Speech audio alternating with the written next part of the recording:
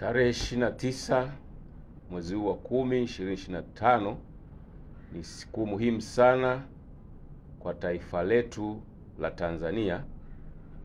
ambapo Watanzania watatekeleza haki yao ya kikatiba ya kupiga kura kwa ajili ya kuchagua viongozi watakao waongoza katika nafasi ya urais, wabunge na udiwani. Jeshi la Polisi kupitia taarifa hii lingependa kuhakikishia wananchi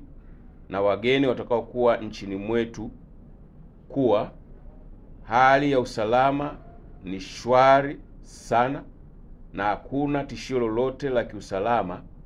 linaloweza kufanya shughuli hiyo ya kupiga kura isifanyike kwa amani. Pia wananchi mnahakikishiwa amani na usalama wa kutosha siku ya Jumatano, hivyo mjitokeze kwa wingi kama mlivyojiandikisha kwenda kupiga kura bila hofu yoyote ile. Aidha, ninawahakikishia nimejipanga vizuri sana kumdhibiti yeyote yule kwa mujibu wa sheria atakayejitokeza ama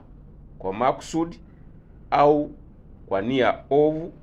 kuvunja sheria za nchi ili kuhatarisha amani ya nchi kwa kisingizio chochote kile siku hiyo ya kupiga kura na baada ya kupiga kura. Atakaye thubutu kuvunja sheria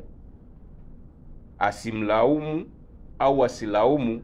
kwa hatua zitakazochukuliwa dhidi yake kwa mujibu wa sheria za nchi, kwani elimu imetolewa vya kutosha na kwa muda mrefu.